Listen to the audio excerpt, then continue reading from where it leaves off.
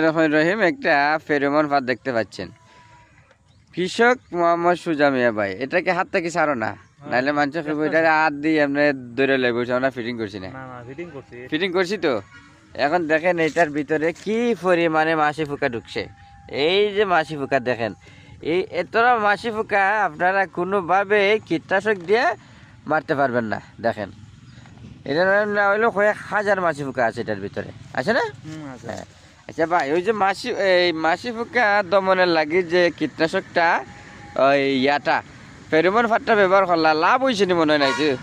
হ্যাঁ, অবশ্যই লাভ হয়েছে। ফেরোমন ফাঁদ ব্যবহার করার আগে আমার যতগুলা শসা আছিল সবগুলা শসা নষ্ট হয়ে গেছে, এবং ফেরোমন ফাঁদ ব্যবহার পরে আমার ঔষধ তেমন ব্যবহার করা হয়েছে না, এরপরও শসাগুলা নষ্ট হয় নাই। হ্যাঁ, আমি এই জিনিসটা আপনাদেরকে বোঝাইতে চাইতেছি যে শশার জমিতে দেখেন যে ফেরোমন ফাঁদ যে ব্যবহার করা হয়েছে, এই মাছি পোকা দমনের জন্য কোনো কীটনাশক কিন্তু নাই। কারণ এই মাছি পোকা কিন্তু কোনো জায়গায় বসে থাকে না। এই মাছি পোকা সব জায়গা থেকে এক জায়গাতে আরেক জায়গায় উড়াল দিয়ে যায়, আর একটা গা মারে। যেখানে গা মারে এই ফসলটা কিন্তু নষ্ট হয়ে যায়।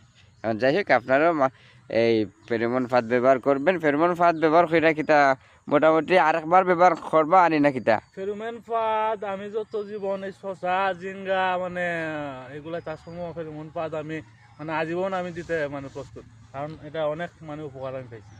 ঠিক আছে, ধন্যবাদ, পাশে থাকবেন।